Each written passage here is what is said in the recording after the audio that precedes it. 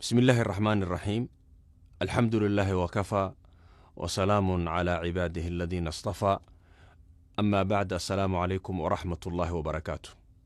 ولا ليال سيدا أن لسعنا دمانتين سنة كان رمضانكو وحا وكسو بيقمي حالد أن عادي أهين سببتو حنون كان جيره فيروس كوروناها أوجد سيدا درتت وحا هابون سي أن uga taxadarno caafimaadkeenna iyo kan dadka ehelkeennaba in aan xusuusanno arrimaha soo socda.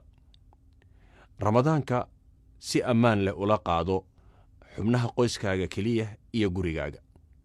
Waxaad xusuusataan mar kasta in la isu jirsado masaafo dhan 1 mitir. Ka fogow oo iska ilaali istaabashada jir ahaaneed sida gacanta oo la iska salaamo, in hab la isa siiyo, ama daabanka oo la iska dhunkado. Waxaad xusuusnaataa in aan la ogolayn in ay meel ku kulmaan wax ka badan 10 qof.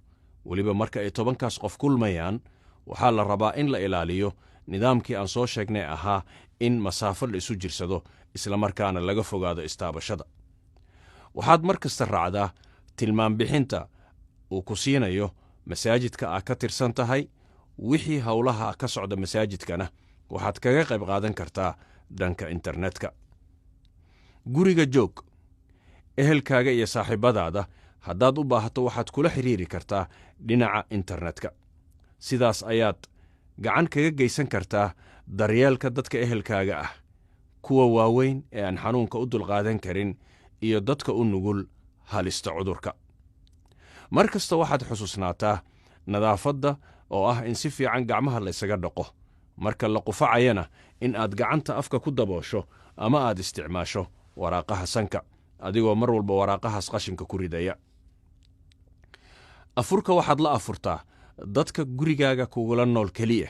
Iska ilaali afurka jamaaciga ah maxaa yeelay xanuunkan awgii sanadkan suurtagal ma aha in meel lagu kulmo oo lagu wada afuro.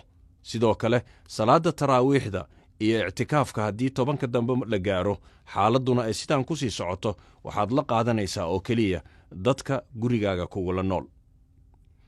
Ciidda, xafladda iyo salaadaba waxaad la qaadataa oo keliya dadka gurigaaga kugula nool kuna tako gurigaaga haddii xaaladdu ay isbedeli weydo. Wixii ku saabsan la xiriirka qoyskaaga, ehelkaaga iyo qaraabadaadaba waxaad kula xiriiri kartaa dhinaca internetka. Sidaasi ayaan walaalayaal ku ilaalin karnaa caafimaadkeenna, ku ilaalin karnaa ehelkeenna iyo dadkeenna, isla markaana aan ku raaci karnaa nidaamkii loo dejiyo oo ah mid ammaan u leh annaga nafsadeenna. Allah waxaan ka baryaynaa in uu musiibadan naga dulqaado, xanuunkan iyo dhibaatadiisana uu naga ilaaliyo, intii dhimatay uu naxariisto, inta xanuunsanna Ilaahay uu caafimaad siiyo, Ramadaankuna uu noogu dhammaado jawi wanaagsan.